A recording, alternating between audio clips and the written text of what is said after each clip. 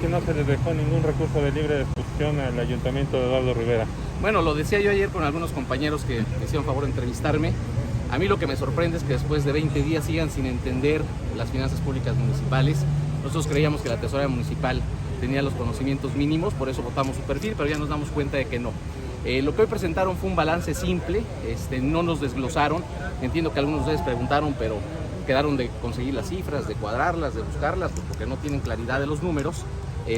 No desglosaron qué es lo que pretenden gastar de aquí a diciembre.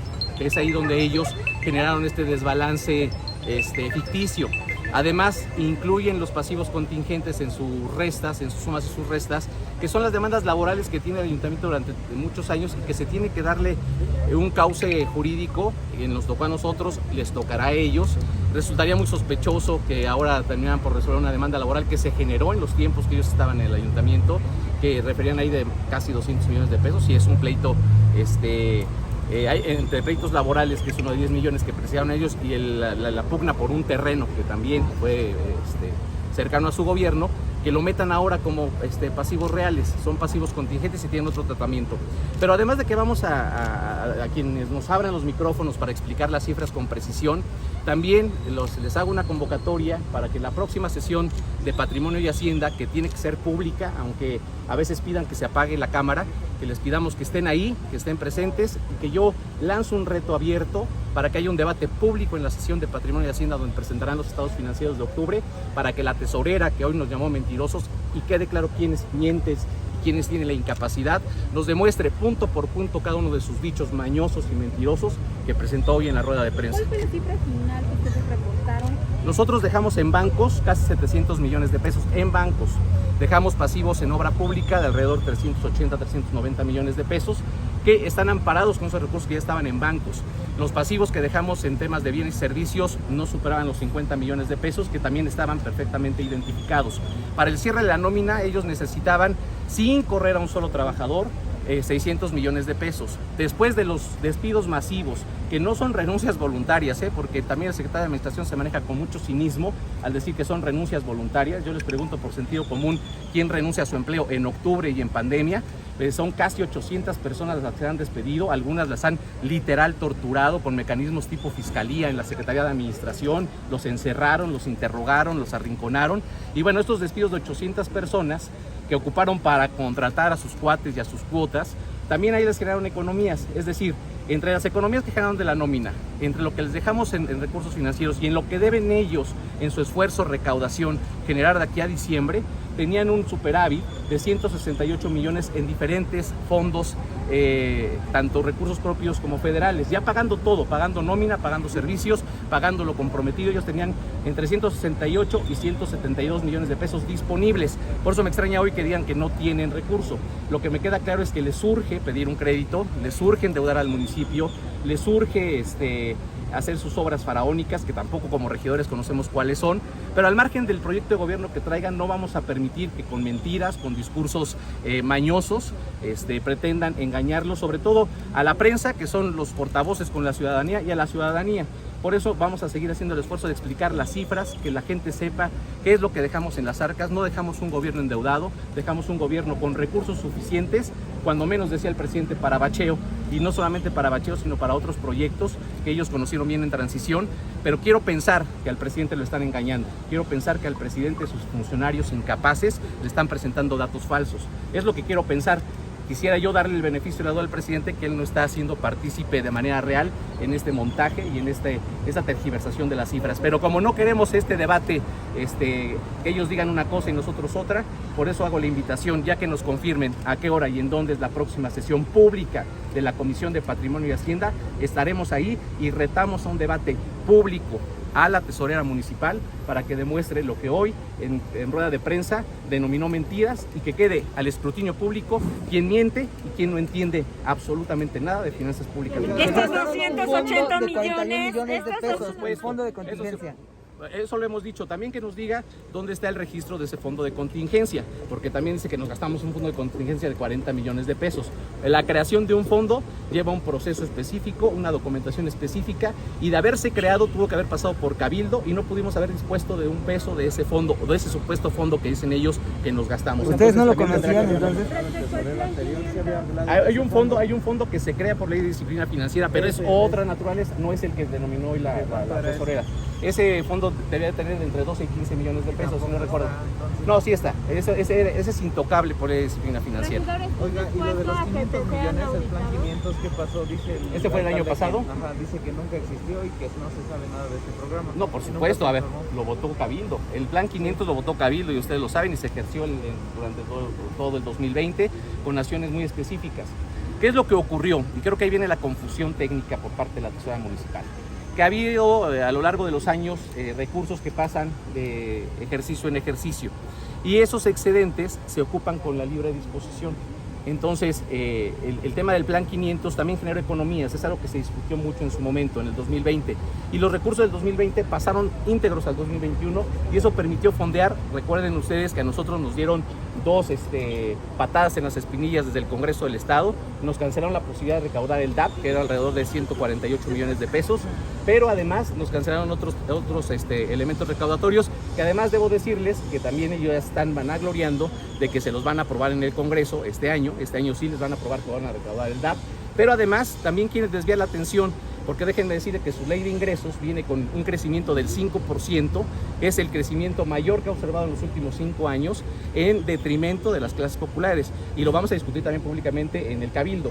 5% quieren incrementar el costo del predial, quieren incrementar el costo de los derechos, productos y aprovechamientos que paga la ciudadanía. Es donde quieren desviar la atención para justificar este crecimiento en el cobro de los impuestos, para justificar su contratación de deuda, salen con este discurso, y lo que me decían hace un rato, tenemos las manos lías, por supuesto. Afortunadamente, y lo he dicho muchas veces en los últimos meses que nos ha tocado coincidir, la documentación es pública. Ustedes pueden solicitarla ya sea vía transparencia o en algunas cosas está en la página de internet. Les pido que la descarguen, que la analicen, que la revisen. En los últimos estados financieros que presentamos, ahí se demuestra la situación financiera del ayuntamiento, pero además también vamos a saber, porque no hemos sabido, y yo también les hago la invitación a que les pregunten qué contrataciones han hecho en estos 15 días, a qué empresas, porque dice el secretario de Administración que el contrato de alumbrado público a ratos los apoyan los trabajadores sindicalizados y a ratos los apoya una empresa no apoya, una empresa cobra por sus servicios. Sería bueno que nos dijeran cuál y cuánto les están cobrando, pero así todos los contratos que han hecho por adjudicación directa. Para eso querían que se les aprobara su porcentaje libre de contratación sin pasarlo por Cabildo, porque han hecho adjudicaciones directas, muchas de ellas sin suficiencia presupuestal, y sería bueno que nos vayan informando de eso. Quieren desviar la atención, pero no lo van a lograr, porque nosotros sí lo vamos a estar preguntando y lo vamos a estar evidenciando, porque fue un ejercicio que hicimos nosotros, transparentar hasta el último peso, aunque asumimos el costo a veces del golpeteo mediático, pero siempre va a ser mejor que haya transparencia absoluta a mantener en opacidad el ejercicio de un gobierno que en estos 20 días ha demostrado ser opaco en todos los sentidos.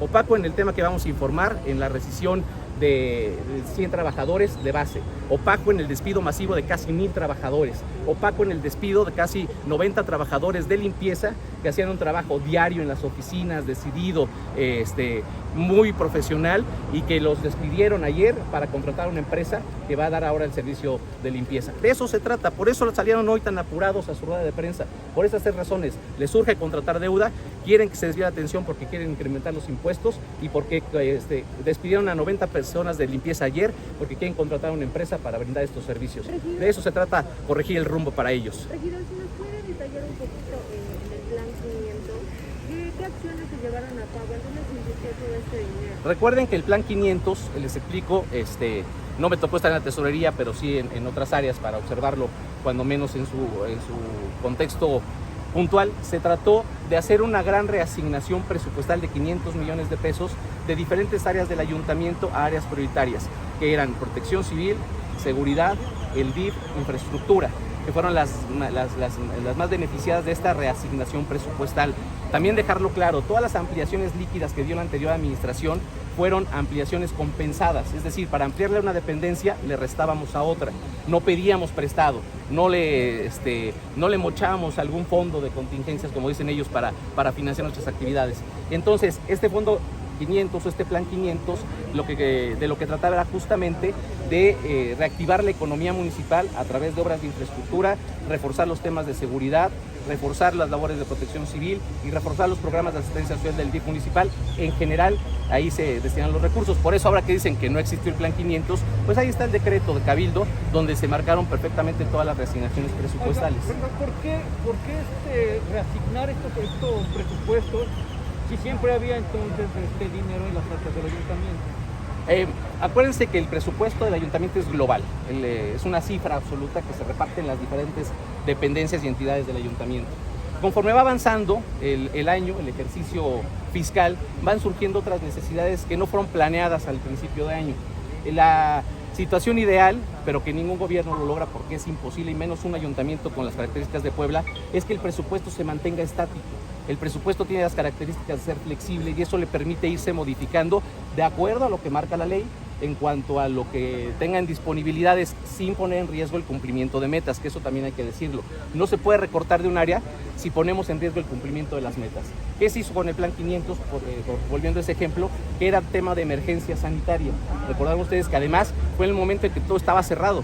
Entonces era un doble discurso que también manejaban los panistas en el Cabildo, que era pedían y exigían programas de apoyo social para ciertos grupos, para empresarios, y cuando se hizo la reasignación del plan 500 que benefició incluso al comercio establecido del centro histórico, se tiraron de panza y lo criticaron, y ahora dicen no existió. Pero ese es el problema, insisto, de funcionarios que no se han metido a hacer su chamba, andan en la grilla, andan en la fiesta, andan corriendo gente, porque si ya se hubieran metido a su chamba, ya sabrían justamente cómo se ejerció el plan 500. Pero como se están dejando guiar por los chismes, por los dichos, por los supuestos de sus regidores que tampoco se metían a analizar los temas, y muchas veces ustedes fueron testigos, les ganamos en el debate claramente cuando ponían en tela de juicio alguna información, hoy se dejan llevar por los mismos dichos.